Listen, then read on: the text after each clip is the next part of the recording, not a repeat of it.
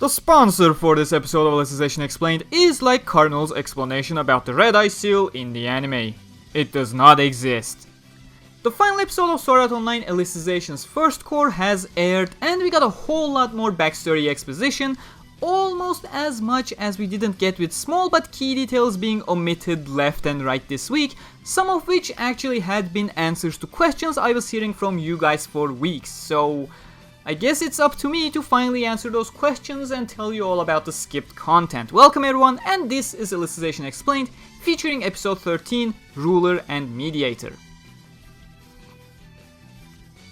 As always, timestamps to individual plot points are in the description as well as the pinned comment for easy navigation, but to be frank, I expected more from this episode, the tiniest bit of effort, much like the beautiful episode that was episode 12.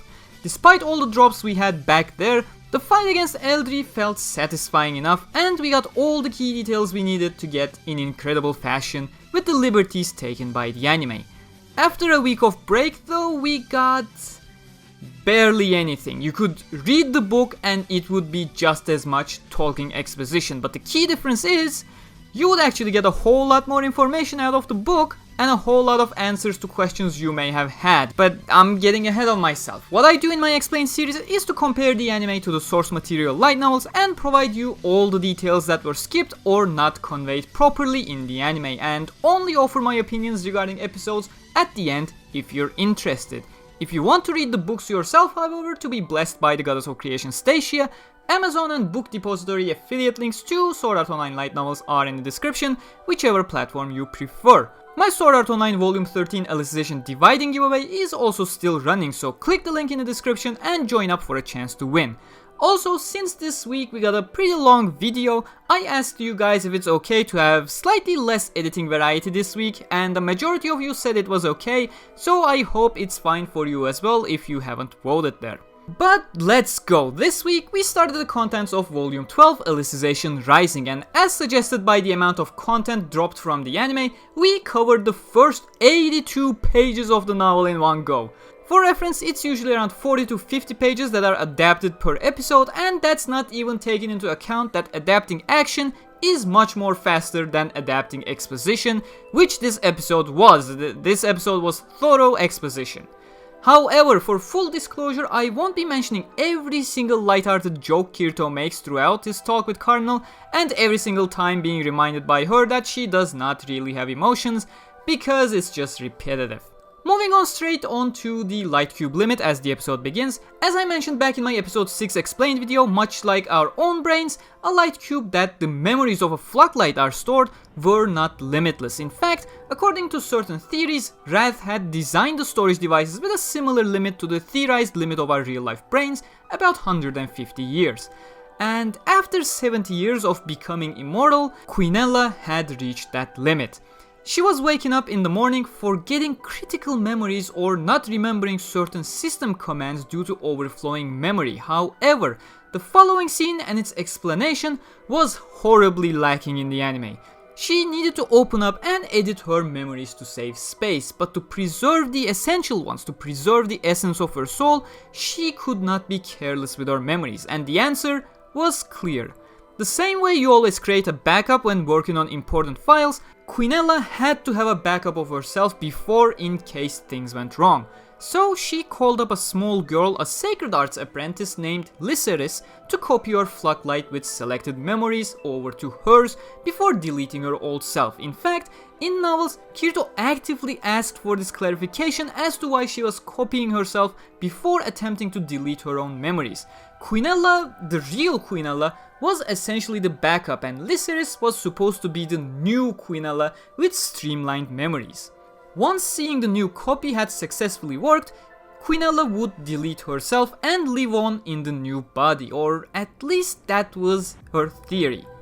But she had not foreseen a certain twist of events. The Cardinal system that she fused with herself had a main process to keep the balance and a sub-process, which is the error check.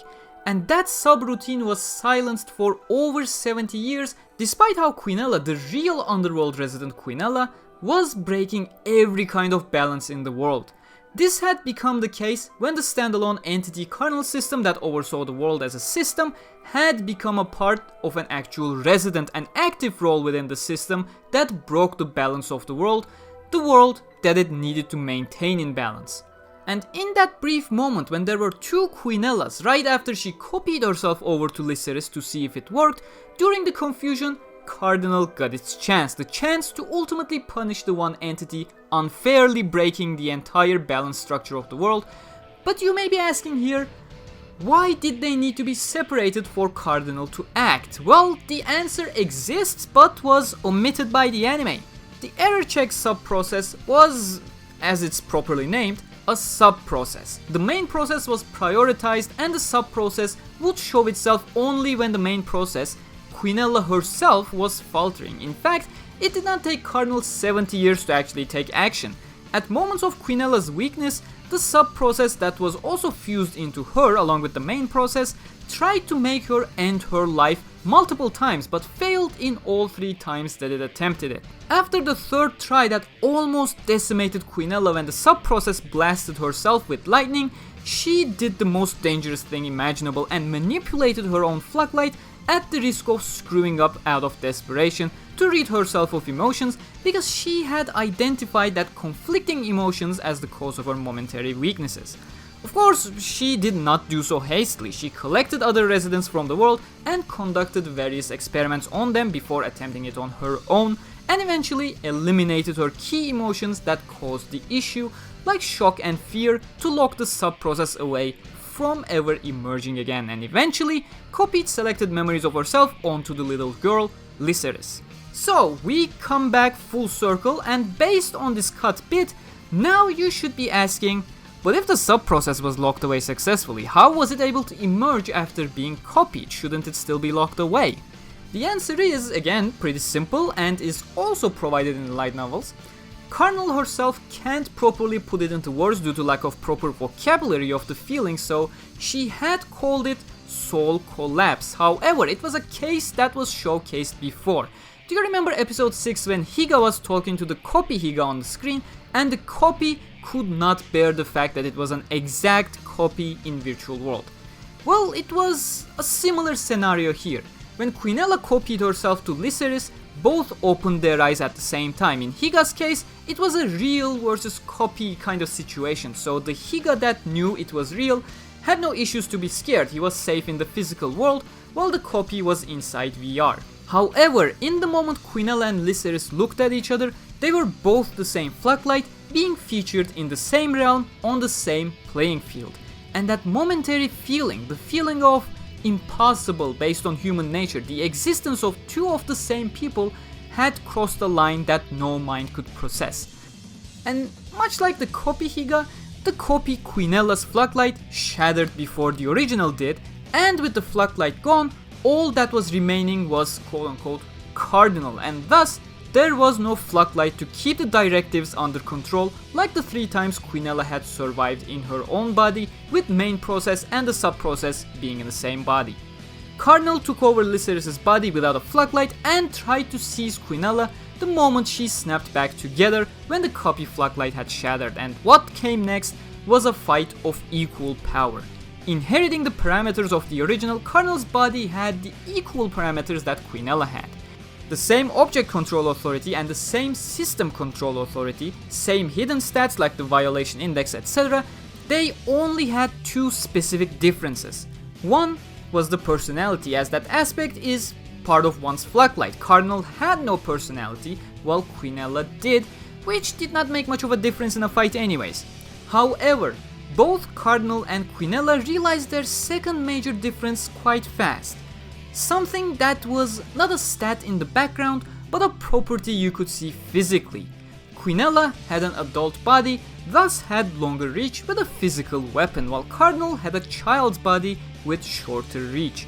And that was exactly why Quinella altered the environment to cancel out sacred arts. In terms of magic power, they were the same, so both knew it was gonna be a stalemate no matter how much they fought.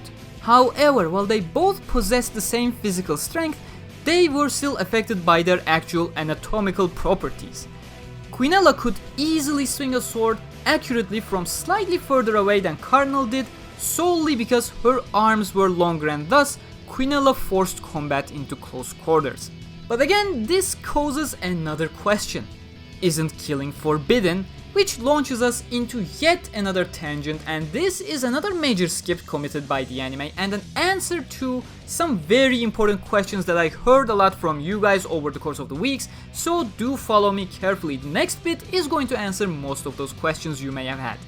Quinella, as the creator of the Taboo Index, was naturally not bound by the index, but much like every other underworldian, even before the creation of the Taboo Index, she could not break the rules that was provided to her, thus could not kill any humans. That was the rule, and if she attempted to break it, her right eye would get a severe pain and eventually launch the right eye seal, prompting her to stop. Same thing applied to Cardinal. However, when Kirito posed her that question, Cardinal simply asked what it was in her hand. It was a fairly simple question. It was a cup and it was filled with tea, so it was a teacup. But her, or rather Quinella's mother, had told her to never put a cup of tea on a table without a saucer. So when she attempted to lower her hand, when the teacup was about to touch the table, her hand instantly froze, and she explained that if she were to try to lower it any lower, she would receive the eye seal. It was a simple rule, but the person she was still bound by it. She did not have Quinella's personality, but rather only the memories, but she was still bound, on a system level mind you, to obeying the rule that was attached to her, which would provide some context regarding the mystery of the eye seal for now. But then, she replaced the tea in the cup with soup. She asked Kirito again what the exact same cup now was, and the answer was clear. It was a cup and it was filled with soup, so it was essentially a soup bowl now, and Cardinal proceeded to put the cup on the table without any issues, the same cup that she could not just a second ago because the circumstance suggested it was a teacup at that moment. And that was her explanation as to perspective.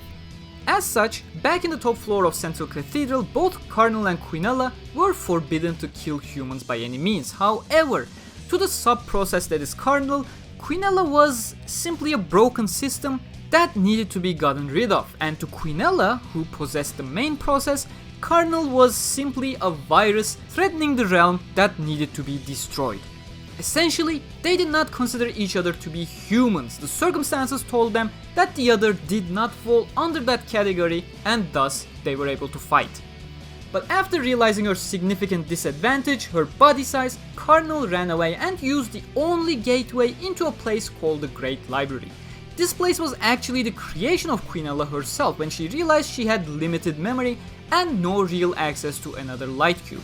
She created this place as an external storage room and turned her memories into books, kind of like an external hard drive to not forget those important bits. Of course, because she wanted this place to remain hidden, she used a special address and only provided a single gateway inside. When she was running away, Cardinal opened this doorway, and the moment she was inside, severed the connection, making the library inaccessible from the outside. Now, if you're a computer enthusiast, you would realize that the library is not actually quote-unquote impossible to access from the outside, it's just impossibly improbable in this case.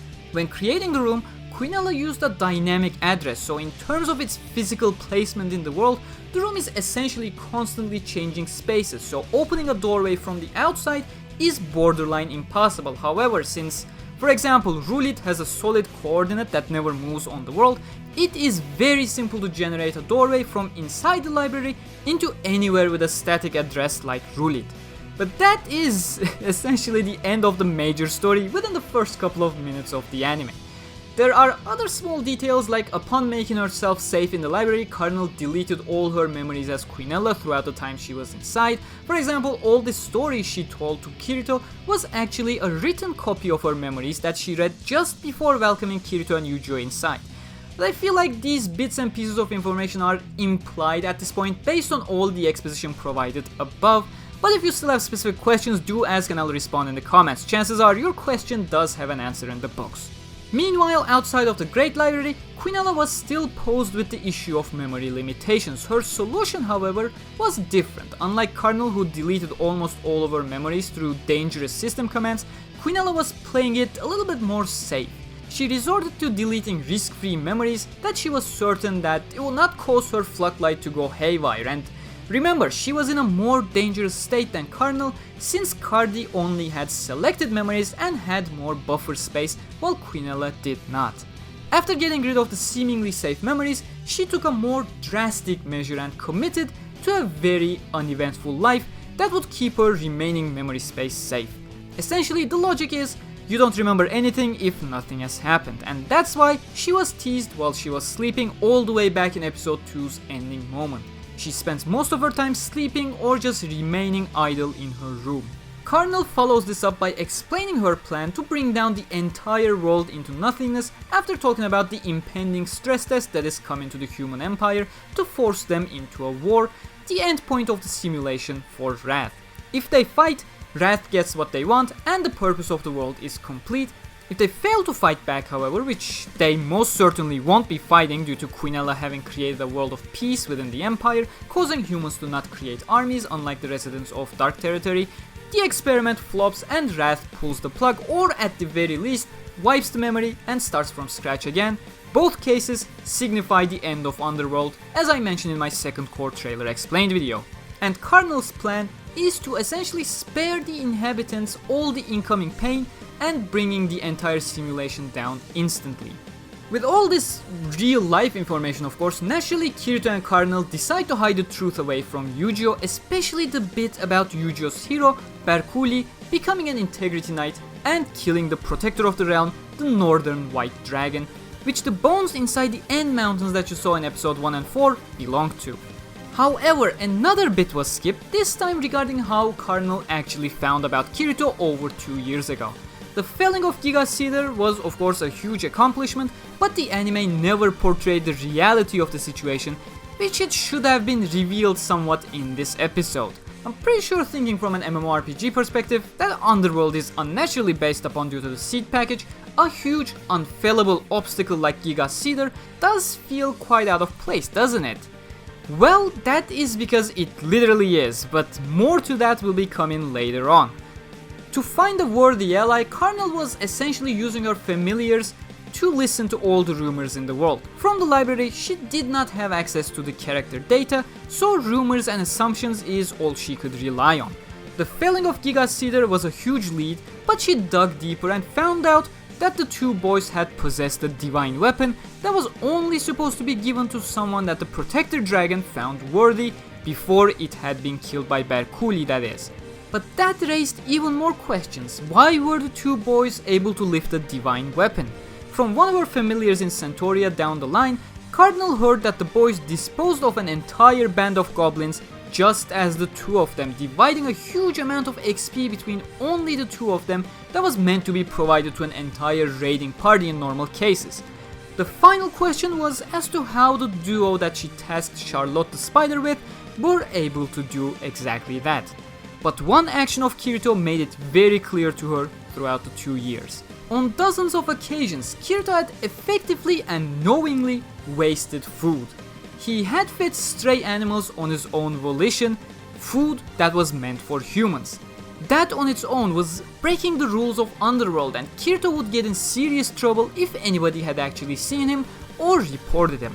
But since he was not subjected to the system rules and thus the right eye seal or something else that is trackable by the church like the taboo index, he simply was not spotted. And at that moment, Cardinal had realized she had her own pawn in the war against Quinella. An actual human from the real world, immune to the soul-destroying commands of Quinella, mainly because commands to destroy a soul, diving from a soul translator, did not exist. You could not harm a natural floodlight through the STL he was using, since it was not stored on a light cube you could simply delete the memories of.